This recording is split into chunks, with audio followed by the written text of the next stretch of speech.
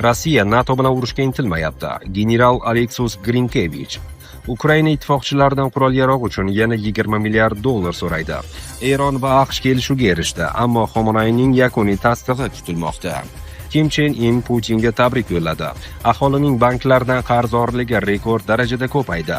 24 nafar O'zbekiston fuqarosi AQShdan deportatsiya qilindi. Endi esa batafsil.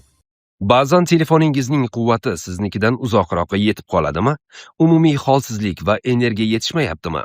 Tez-tez peshob, tahorat buzilishidan aziyat chekmoqdamisiz? Zaiflik yoki yallig'lanish sizni qiynayaptimi? Unda ko'plab erkaklar tanlayotgan Vulkan haqida o'ylab ko'ring. Erkaklar salomatligini qo'llab-quvvatlash uchun mo'ljallangan mahsulot. Erkaklik quvvatingizni ham yuqori darajaga olib chiqadi va eng yaxshi yangilik, hozir 30% chegirma. Vulkan faol va ishonchli hayot sari qadam. Rossiya NATO bilan urushishga intilmayapti. General Aleksis Grinkevich bu haqda alyansning Yevropadagi kuchlari bosh qo'mondoni general Aleksis Grinkevich fikr bildirdi.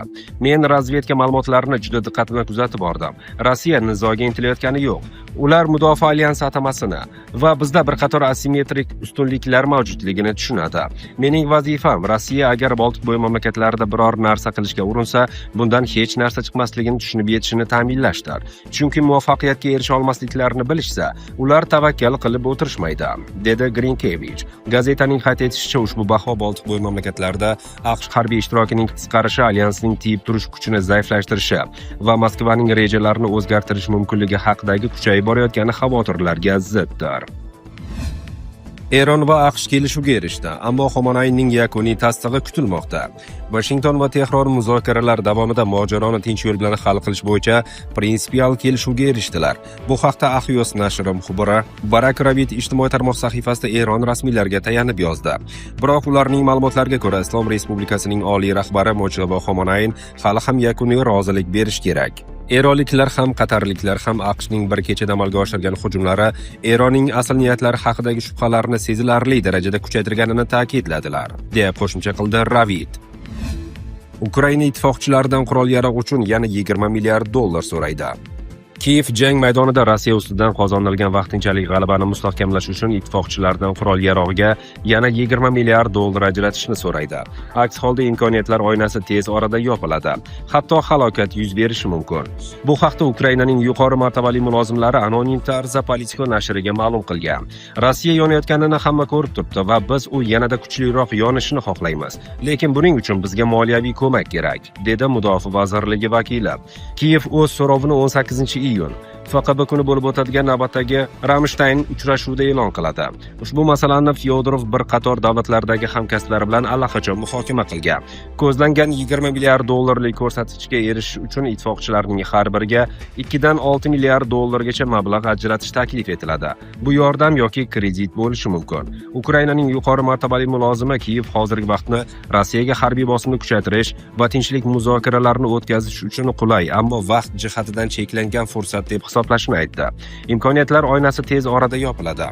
Rossiya tez va innovatsion tarzda harakat qilmoqda. Agar biz unga yana moslashish uchun vaqt bersak, ushbu urushni haqiqiy muzokaralar orqali tugatishning yagona real imkoniyatini qo'ldan boy berishimiz mumkin. Agar Moskva o'zining o'rta masofaga uchuvchi dronlarni yaratsa, bu biz uchun halokat bo'ladi, deya ta'kidladi mulozim. 24 nafar O'zbekiston fuqarosi AQShdan deportatsiya qilindi.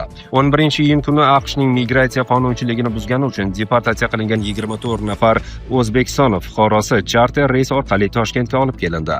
Bu haqda Dunyo axborot agentligi xabar qildi. Ma'lum qilinishicha, o'zbekistonliklarning qaytarilishi O'zbekiston va AQSh vakolatli idoralarining kelishilgan hamkorligi natijasi hisoblanadi. Ikki tomonlama hamkorlik doirasida fuqarolarning shaxsini aniqlash, tegishli hujjatlarni rasmiylashtirish va xavfsiz olib kelishni ta'minlash kabi barcha tashkiliy huquqiy tartib tamoyillar tezkorlik bilan kelishib olingan. O'zbekiston migratsiya qonunchiligi buzilishining oldini olish hamda chet eldagi O'zbekiston fuqarolarining huquqlarini himoya qilish bo'yicha xorijiy hamkorlar bilan o'zaro aloqalarni doimiy asosda davom ettirmoqda. Kim Chen In Putinga tabrik yo'lladi. Shimoliy Koreya rahbari Kim Chen In 12-iyun kuni Rossiya kuni munosabati bilan Rossiya prezidenti Vladimir Putinga tabrik yo'llab, Moskvaning ichki va tashqi siyosatini to'liq qo'llab-quvvatlashini bildirdi. Bu haqda Shimoliy Koreya Markaziy axborot agentligi xabar qilgan. Kim Chen Inning ta'kidlashicha, Shimoliy Koreya va Rossiya o'rtasidagi munosabatlar keng qamrovli strategik sheriklik shartnomasiga asoslangan ittifoq darajasigacha mustahkamlanmoqda. U shuningdek, Pxenyan hamisha Rossiya bilan birga bo'lishini qayd etgan. Shu bilan birga Rossiya kuni munosabati bilan Rossiya va Shimoliy Koreya rasmiylari Sovet armiyasining halok bo'lgan jangchilar yodgorligi va qabristoniga tashrif buyurgan. Rossiya elchixonasi esa Shimoliy Koreyaning yuqori lavozimli amaldorlari uchun qabul marosimi o'tkazgan. So'nggi yillarda ikki mamlakat o'rtasidagi aloqalar sezilarli darajada mustahkamlandi. Bu jarayon Shimoliy Koreyaning Rossiyaning Ukrainadagi urushida ishtirok etish uchun minglab harbiy xizmatchilarni yuborishi fonida kechmoqda. Washington va Seul Pxenyanni Rossiyaga Ukrainada qo'llash uchun artilleriya snaryadlari, raketalar va boshqa harbiy materiallar yetkazib berishda ayblab keladi. Biroq Moskva va Pxenyan qurol-yarog' yetkazib berilganini rad etmoqda. Aholining banklardan qarzdorligi rekord darajada ko'paydi. O'zbekiston aholisining banklardagi kreditlari 1 yilda 21.2% ga ko'paydi. Markaziy bank qarzlar taqsimotiga oid asosiy raqamlarni ochiqladi. Qarzdorlik sezilarli ortdi. 2026-yil 1-may holatiga ko'ra, banklardan aholi va biznesning jami qarzi 629 trillion so'mga yetdi. Bunda qarzdorlik 1 yil oldingiga nisbatan 11% ga oshgan. Yillik o'sish 63.5 trillion so'm. Kreditlarning 398.2 trillion so'mi tadbirkorlar zimmasida bo'lib, miqdor 12 oyda 23.1 trillion so'mga ortgan. Aholi qarzlari qoldig'i esa 230.8 trillion so'mga yetdi. Bu 1 yil oldingidan qariyb 40.3 trillion so'mga yoki 21.2% ga ko'p. 2020-yil 1-may holatiga ko'ra, O'zbekiston aholisining banklardan jami kreditlari 43.8 trillion so'm bo'lgan. Qolgan yillar may oyi boshlaridagi ko'rsatkichlar quyidagicha: 2021-yil 58.7 trillion so'm, 2022-yil 75.3 trillion so'm, 2023-yil 113.9 trillion so'm, 2024-yil 156.1 trillion so'm. Bundan kelib chiqadiki, oxirgi 6 yilda aholining banklardagi kreditlari hajmi 5 barobardan ortiqqa o'sgan.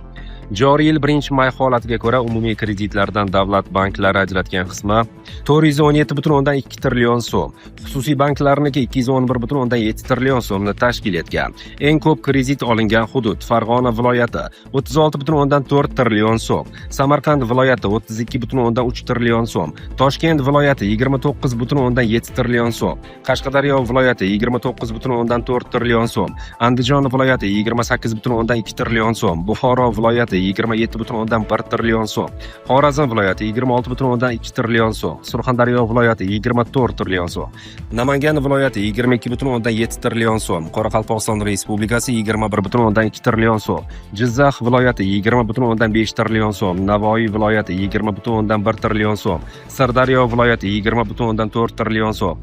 Ko'rish mumkinki, poytaxt aholisining o'zi Farg'onadan boshqa istalgan bir viloyatning jami kreditlariga nisbatan 2 baravar ko'proq qarzdor.